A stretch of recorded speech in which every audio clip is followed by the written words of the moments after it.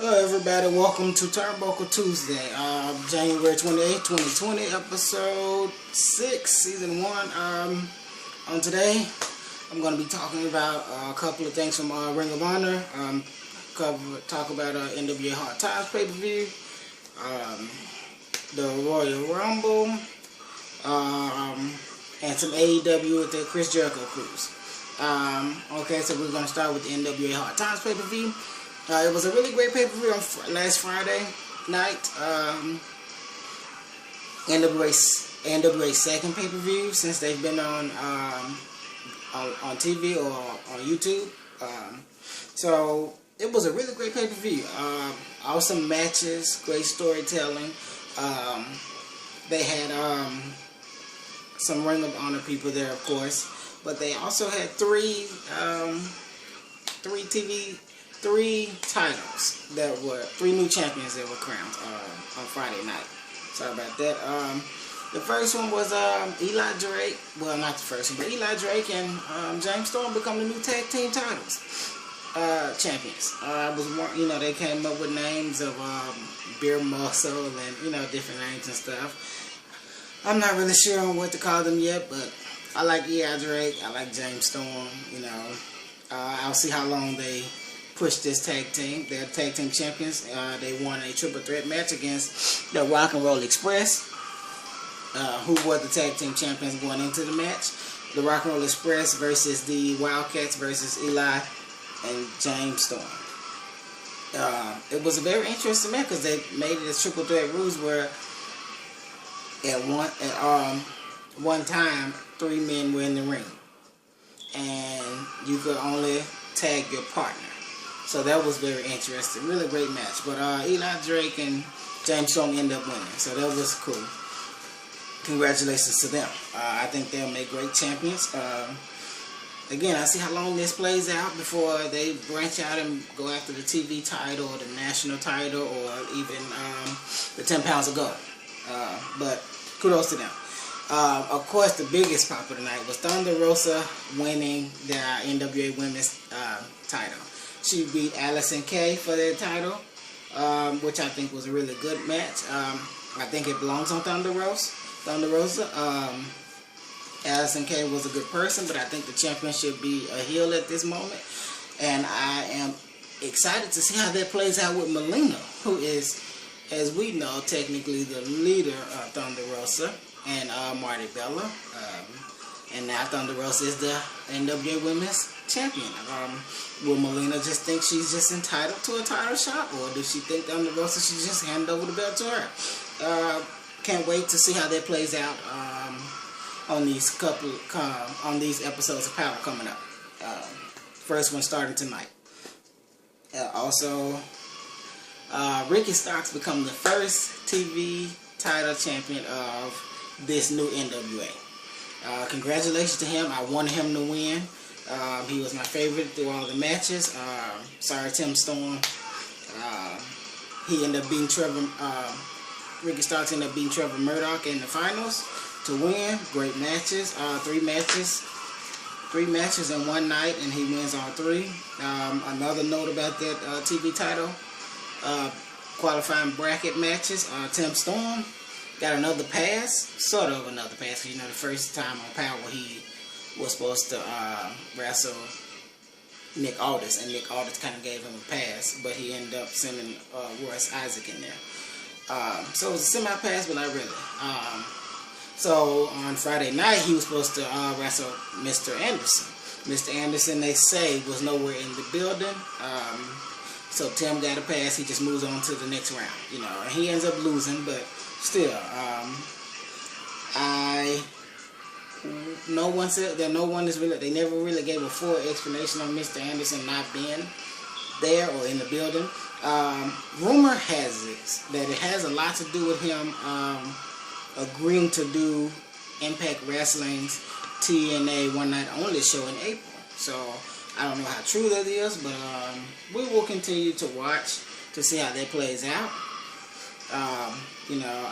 Hopefully Mr. Anderson can come back, or hopefully it's not true. Maybe they're just building him up to be a worse villain. because I think he's good as a villain. You know, I think this is, if I can recall, I think this is the first time he's been a heel. Because even in TNA, Impact Wrestling, he was a fan favorite. In WWE, I think he was a fan favorite, if I'm remembering correctly. If not, let me know in the comments if you remember him being a heel or a villain in any of his wrestling career on TNA or WWE or any of those shows. So, you know, hopefully he is still with NWA. You know, I think they can do a lot with him. But if he's not, hopefully he signed a great deal with Impact Wrestling. You know, see how that goes. NWA announced their next pay-per-view will be in April. It will be called the Crockett Cup. They're doing it again. They did it either last year or the year before they got on, before they did Power. It was very good, very successful. It will be in April.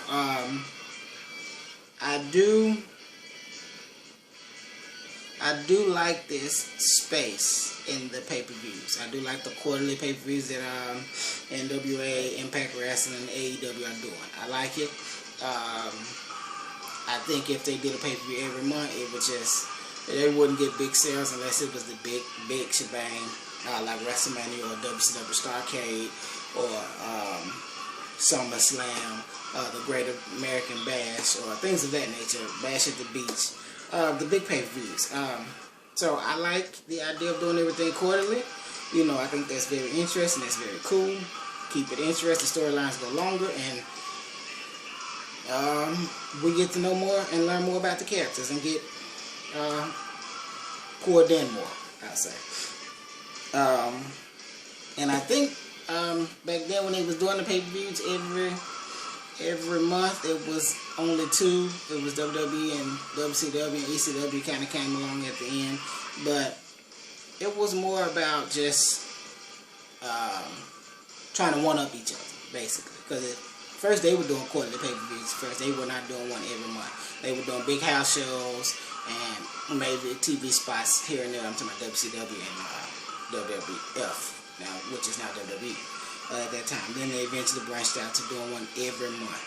And it just becomes draining and boring, and there's not enough storytelling in between each month. So kudos to NWA, Impact Wrestling, and AEW for doing that, you know. And then apparently April seems to be a big month for wrestling pay-per-views. I will talk about that a little later. So we're moving on to the AEW.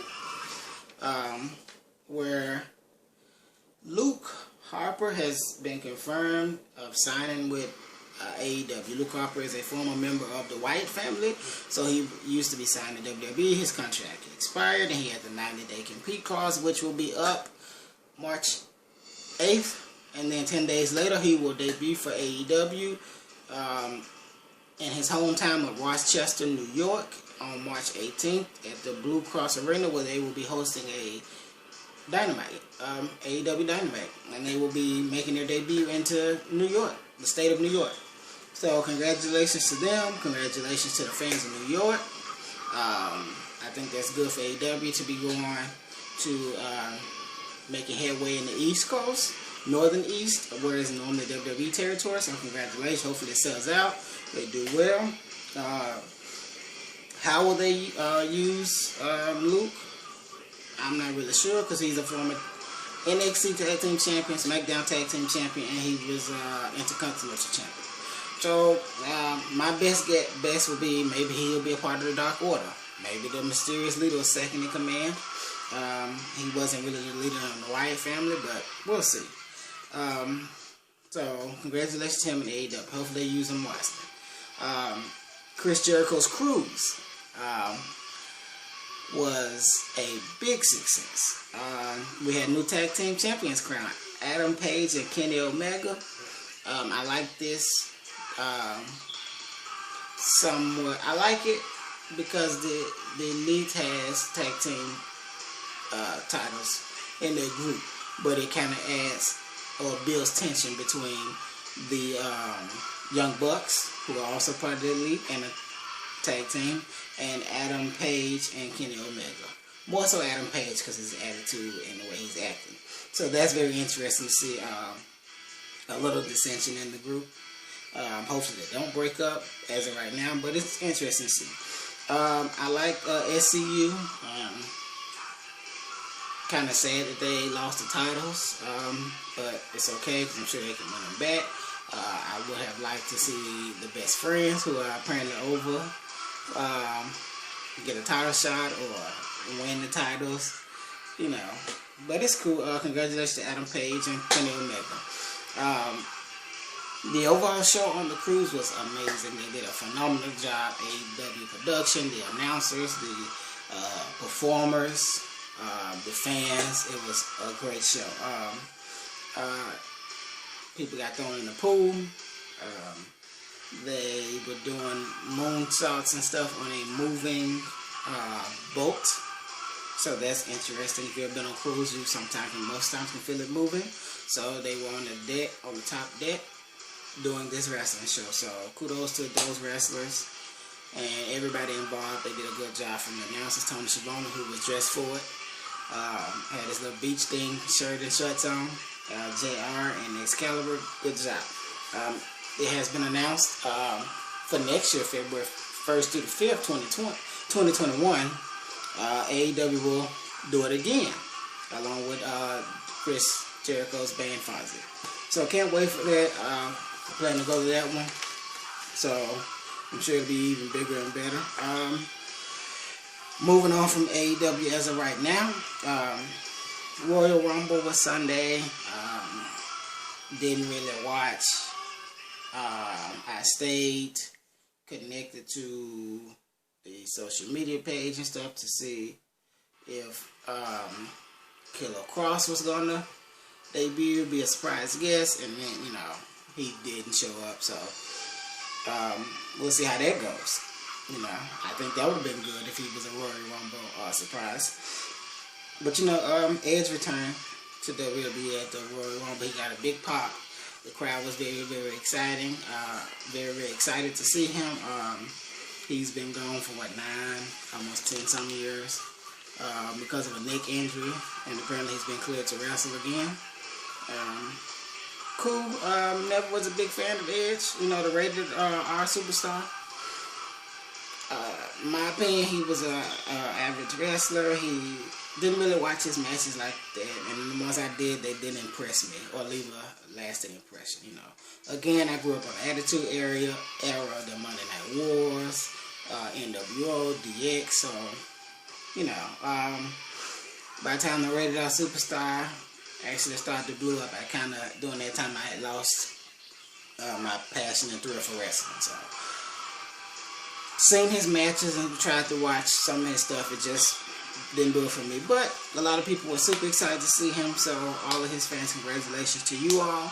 You know, he signed a 3-year deal with WWE. It was very, it was a very lucrative deal. Where he's going to do a lot of TV spots and wrestle a few dates, not a full WWE schedule. But rumors been swirling, I think they said, since Survivor Series in 2019. He did leave the E and C part of Awesomeness. I wonder how they will move forward with that, you know, which is Christian. Will they add another E character? I'm not really sure. Hopefully Christian keeps it going and continue to be successful. Edge is, you know, in the WWE ring again. He was number 21 in the Royal Rumble. He lasted 25 minutes in the match. He was eliminated by Roman Reigns. Before he was eliminated, him and his former partner, Randy Orton, took out a lot of people. You know, they worked together, I guess, bringing back old memories and stuff, until Edge ended up eliminating Randy Orton, which may be a setup for a WrestleMania match between those two. We'll see. And of course, Edge was eliminated by Roman Reigns. Another thing about that is Edge was also in talks with AEW before he signed with WWE. We don't really know. They say it was a nice amount of money and it was a great deal, backstage stuff. limited schedule, you know, which is interesting because AEW already has a limited schedule. So maybe once a month him wrestling or something like that. But he still went with WWE. Thoughts and comments, did Edge make the right choice? Are you glad to see him back in WWE? You don't care like me? Just let me know. Questions? So moving on to Ring of Honor. PJ Black resigns with Ring of Honor to a multi-year deal. He's been around Ring of Honor for a couple of years. He's been around for a while. He's had a few stories with Monty Scurll in the Villain Enterprise. So this is, Ring of Honor is not new to him. But congratulations to Ring of Honor, who tried to make a comeback in 2020. So good for them. Because Ring of Honor is also in talks with Fox Sports about possibly hosting a Thursday night show later this year. I think that's a great night, Thursday night. You have your, for me, my schedule would be Tuesday nights, POWERRR, AEW Dark, and Impact Wrestling. And then of course Wednesdays is AEW Dark, AEW Dynamite, and then I would watch NXT after. And then of course Thursdays it would be good to have a Ring of Honor wrestling show. I really don't watch Monday Night Raw, and I don't watch Friday Night SmackDown. So Thursday is the perfect day. They're not really competing against any other wrestling show on TV. So the fans should be willing to come. But I think they will have to deal with the NBA games on Thursday and the NFL games on Thursday, which, depending on who's playing or whatever, they should be all right. But they are in talks with Fox Sports Network. So, which is so interesting due to the fact that WWE has a deal with Fox, and WWE Backstage is on Fox Sports 1. So, wonder how WWE would feel Fox having a competitor on one of their other networks on another wrestling night. Or WWE might care because they got over $1 billion from Fox, so, and they're not really performing up to par due to SmackDown's average ratings or below average ratings. So they may not care. But knowing Vince, he may care. He may not want any other competition on the same station. Your thoughts on that? Comments? Do you think Ring of Honor should be on Fox Sports? Is Thursday a good night?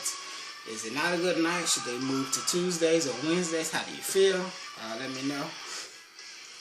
The Ring of Honor and NWA partnership continues past hard times due to the fact that Ring of Honor wrestlers were at hard times, and even Monty Scurll showed up, and of course he had to leave the building, and Nick Aldis made him leave the building. So the NWA World Champion Nick Aldis has been added to the Super Card of Honor for 2020 in April. As of now, we don't know who he will be facing or what he will be doing on the show. Hopefully he will be in the ring. Maybe on commentary a little bit, but mostly in the ring. I enjoy Nick Aldis as the NWA champion. I think he's he's doing a great job, and I like his character and the direction they have him going in. So Ring of Honor seems to be quite busy, and making some moves in the beginning of 2020. So congratulations to them. I hope they get the deal and do everything they need to do, so I can see them on Thursday nights on Fox Sports Net. So moving on to Impact Wrestling, Twitch ban has been lifted.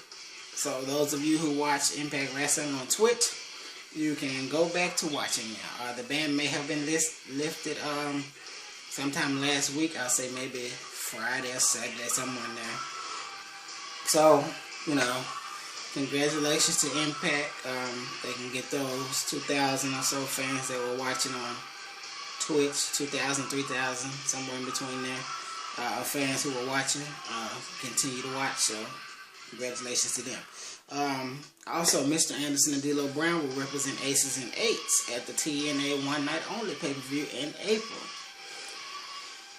The entrance part, I'm not sure. I could be wrong. I don't remember D'Lo Brown being in Aces of Eights, but he may have been in Aces of Eights. Let me know down in the comments if he was in Aces and Eights. And what do you think about him and Mr. Anderson representing Aces and Eights? Or, you know, could they have picked somebody else, or were these the two that were available? So, now also, I would like to, oh yes, Devon was in, D'Lo was in Aces of Eights, yes. So, so that's good, but also, now I would like to talk about the month of April. You know, that is WrestleMania. The first weekend is WrestleMania weekend, and apparently that's a busy month for a lot of other wrestling companies. As we know, Cody responded to a tweet. Someone asked would they be doing a WrestleMania weekend show. He was like, no, piggybacking. He said that's their thing, piggybacking is basically lame. You know, I understand where he's coming from. You want to be known for something that you did, you created, kind of like what WCW did with Starrcade, where it was their big shebang. But they were known for that. They didn't piggyback off of WrestleMania. And they were in two different times of the year. Starrcade was close to the end of the year, October, November-ish. WrestleMania's always been in the spring, March and April, as far as I can remember. So then, but you do have Ring of Honor, which has been doing this for a couple of years now. Their Supercard of Honor show will be in Lakeland, Florida, during WrestleMania weekend. Impact Wrestling will be doing the TNA One Night Only in Florida during WrestleMania weekend. I think these show, one is on Friday, one is on Saturday, which most likely mean one of them or both of them will be competing with whatever NXT show they have on that weekend and the Hall of Fame. So it'll be a packed weekend, and I think the wrestling fans will win out. Of course, WrestleMania will be that Sunday. I think I'm more looking forward to the Ring of Honor show and the Impact Wrestling TNA One Night Only show. Not really looking. I haven't watched WrestleMania in a little minute. Just haven't been the same. So then, in April also you will have NWA hosting the Crockett Cup. I do not think it will be in Florida at all, but April is just a busy month for wrestling, which is great because it's also my birthday month, April 2nd to be exact. So congratulations to me. I will have plenty to watch during that month. That is it for now. Oh, also, before I sign off, NWA heavyweight champion Nick Aldis is, he's just doing his due. He even talked about All Elite Wrestling. I don't know why I said it like that, but he talked about he challenged them. So he said if they want to bring big money matches, I guess to their show or something, he's open. Even willing to defend the NWA 10 pounds of gold. So again, he's the real world champion, as he said. He's gonna do it all over the world, no matter where you're at. So I like that. That's interesting. I think that'll be good. I don't think at this moment AEW will entertain him. Not in a disrespectful way, but due to the fact that they are having 3 shows. Will soon be 3. They have 2 shows right now, as in AEW Dynamite, and then of course AEW Dark, which is on YouTube on Tuesdays. But they also, of course, through their extended deal with Warner Media, they will be producing another show. Again, hopefully my vote is for Saturday night at 6:05. They have not released the details on what night it will be, or what time, or even the name. So I don't think they're going to really entertainment as of right now. I think maybe down the line they may, or they may have some stars or some of their talent go over to NWA shows, you know, who knows, or, you know, because, you know, they're not hard to work with like, you know, say WWE. So I think that's interesting. Also, Marty SCURLL has been on a roll to basically, again, help Ring of Honor get back at the top. So he has returned to New Japan Wrestling, and he challenged Switchblade. So that's interesting. Sorry, you guys. New Japan Wrestling hosted he invaded New Japan Wrestling at New Beginnings event. You know, so it's kind of interesting how he likes to pop up at other people's events. Because what was it, last month, maybe December, he just popped up at Into the Fire, NWA's Into the Fire, and then he turned around and popped up at NWA's Hard Times. Didn't really get in the ring or put on any wrestling matches or anything like that, but he does a lot of pop-up, which puts Ring of Honor on the map. So he's a good promoter. He's a good ambassador for Ring of Honor, so that's good. Good plug, Ring of Honor. They made a good job, I guess, signing him and letting him get them out there more, or back to where they used to be, because Ring of Honor's been around for a while. And they put on a lot of good matches. So, you know, some of the stars that you see now, like Adam Cole in NXT, Ring of Honor. I was a big fan of him in Ring of Honor. Still a big fan, but I normally watch him, see his stuff afterwards. Like, I record NXT, so I always see it after Dynamite and stuff like that. But big fan of his. Daniel Bryan, all those people, AJ Styles, between TNA and Ring of Honor. Christopher Daniels, TNA, Ring of Honor, and AEW. So, Ring of Honor's been around for a while. Samoa Joe, TNA, and Ring of Honor. So, a lot of those great stars that we see on those bigger stage or bigger shows, what WWE bigger show. And even Impact is kind of bigger than Ring of Honor now, because they're at least on TV and stuff. No shade to Impact Wrestling, but it is what it is. So, I think Marty's doing a good job of getting them back out there, and their work in partnership with NWA and New Japan Wrestling is really good. But New Japan Wrestling had the event, New Beginnings event at Durham, North Carolina on Monday night. And he proceeded to challenge Jay White. So he showed up and he wants a match. Will he respond? I mean, considering how will Jay White respond, considering how he showed up at NWA and wanted a match, but hasn't gotten it yet. So we'll see how that goes. It could be just all a big pull for them to work together again. It works in Ring of Honor's favor.